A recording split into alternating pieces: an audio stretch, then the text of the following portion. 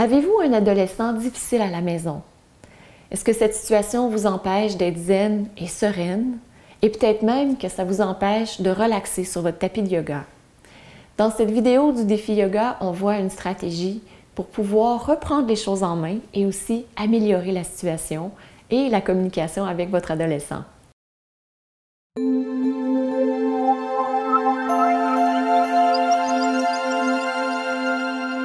Namasté. C'est Maryse, fondatrice de Diva Yoga et de Diva Positive, et je vous souhaite la bienvenue dans ce défi yoga. Nous sommes rendus au jour 24. Et des fois, il y a des événements extérieurs qui font en sorte qu'on a de la difficulté à rester zen. Donc, ça peut être un déménagement, ça peut être un décès, ça peut être aussi une situation familiale. Et Patricia, c'est ce qu'elle vit. Elle vit avec un adolescent difficile. Donc, voici ce qu'elle écrit, ce qu'elle voudrait avoir. Elle voudrait apprendre la façon que je peux intégrer le yoga dans ma routine de vie. Malheureusement, je dois quand même mentionner le stress familial que nous vivons avec un adolescent très, très difficile et faire abstraction de tout ce gros problème lorsque je fais du yoga est difficile. Ça m'empêche de me relaxer totalement. Et c'est signé Patricia.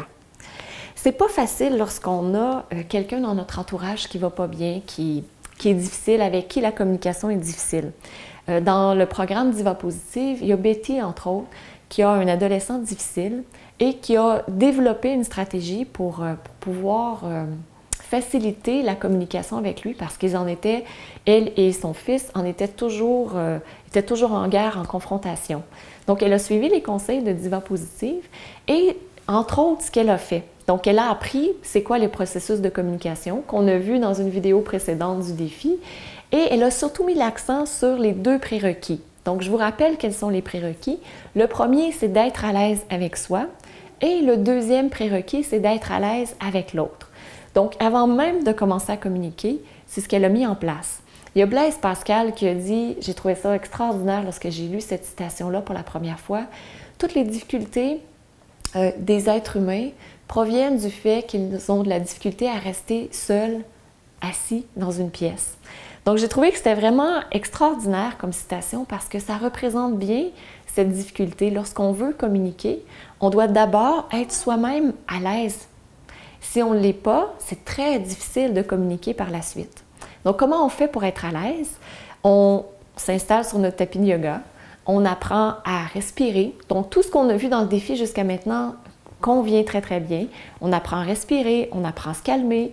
On peut utiliser aussi la technique des 20 secondes. Donc, celle-là, je ne vous en ai pas parlé encore. Ce que c'est la technique des 20 secondes, c'est en 20 secondes, avant de communiquer, on prend 3 bonnes respirations et après, on décide si on est apte à communiquer ou non. Donc, Betty, ce qu'elle a fait pour apprendre à être à l'aise avec elle-même, elle a identifié que la plus grande difficulté qu'elle avait, c'était le lâcher-prise.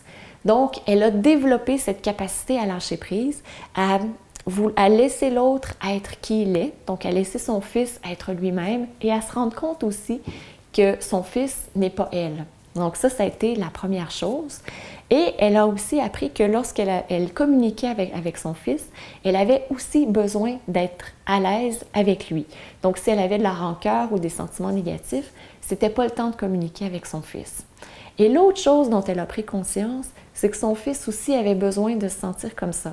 Donc, lorsqu'elle a été capable de le faire pour elle, elle a appris, elle a aidé son fils à se sentir à l'aise en le mettant à l'aise, en faisant en sorte qu'il soit à l'aise, plus à l'aise avec lui-même et qu'il soit à l'aise avec elle aussi.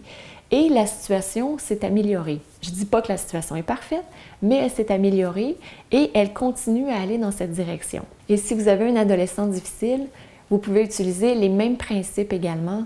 Être à l'aise avec vous, être à l'aise avec l'autre et aider l'autre personne à être à l'aise avec lui-même et ensuite de ça, être à l'aise avec vous. Par la suite, vous allez être capable d'aller dans un processus de communication.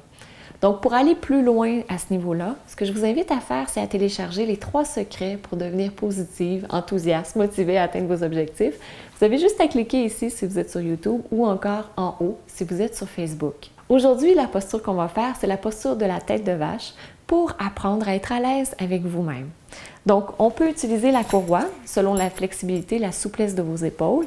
Donc, il n'y a aucun souci à utiliser la courroie. Vous la prenez si vous en avez besoin.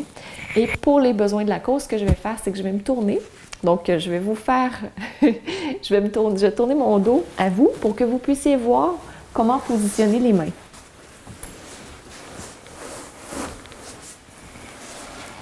Donc, vous prenez la courroie d'abord dans une main. Et ensuite, vous vous assurez que vous êtes en position assise, que vous êtes très confortable. Vous poussez les ischions, les petits os des fesses, soit dans votre coussin si vous êtes sur un coussin ou encore dans le sol, et le dessus de la tête vers le ciel. Et je vous invite à inspirer, soulever les bras. À l'expiration, pliez le bras qui a la courroie et amenez l'autre main en bas. Donc, vous pouvez attraper la courroie, une main est en haut et l'autre main est en bas. Et les coudes, parfois, on a tendance à arrondir le dos, garder le dos très droit et ramener les coudes vers l'arrière. Et ce que je vous invite à faire, c'est d'avoir la main d'en bas qui tire vers le bas et la main d'en haut qui tire vers le haut. Et vous respirez calmement. La respiration est essentielle dans cette posture.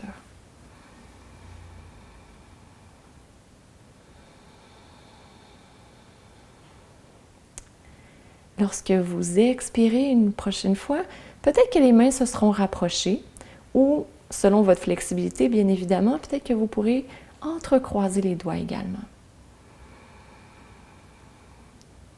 Et à nouveau, si votre dos s'arrondit, vous êtes allé trop loin, vous rapprochez les omoplates l'une de l'autre et peut-être que vous aurez besoin de reprendre la courroie. C'est mieux d'aller moins loin, mais d'avoir une belle ergonomie dans votre posture. Et pour sortir, vous inspirez. Et à l'expiration, vous abaissez les bras de chaque côté. Observez la différence entre le côté gauche et le côté droit. Et c'est une posture, moi, je trouve, qui nous permet de laisser aller, de lâcher prise. Observez comment vous vous sentez au niveau de votre lâcher prise. Et amenez la courroie de l'autre côté. Rapprochez les omoplates. Gardez le pubis vers le nombril. Inspirez, soulevez les bras vers le ciel. Et à l'expiration, pliez le bras qui a la courroie. Amenez la main à l'arrière. Inspirez. Rapprochez les omoplates. Gardez les coudes vers l'arrière. Et à nouveau, la main d'en bas tire vers le bas et la main d'en haut tire vers le haut. Et vous mettez la courroie à l'endroit où vous êtes rendu présentement.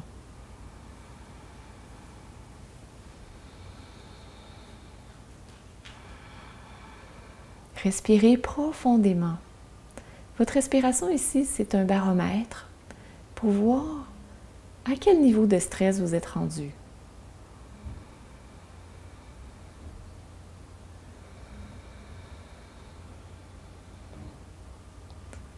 Allongez l'inspiration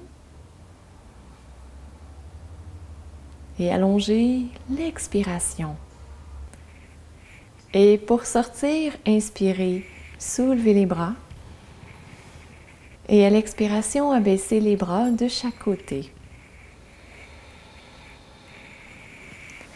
Et observez dans votre esprit comment vous vous sentez.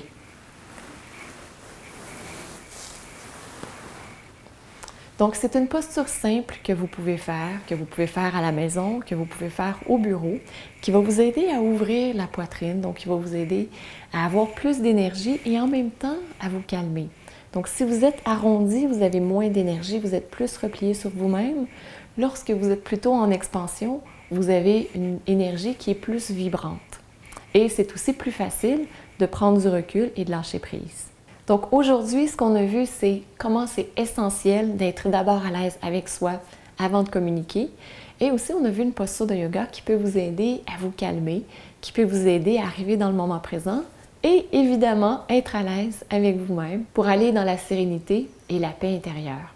Et si vous avez aimé cette vidéo et ce défi, je vous invite à cliquer j'aime ci-dessous et à partager la vidéo, soit sur Facebook avec vos amis, avec vos copines. Donc, allez-y, partagez. Donc, je vous souhaite de mettre en application ces conseils. Je vous souhaite aussi une superbe journée Et on se retrouve demain pour une nouvelle journée, une nouvelle vidéo du défi yoga. Je vous embrasse. Au plaisir de vous revoir demain. Namasté.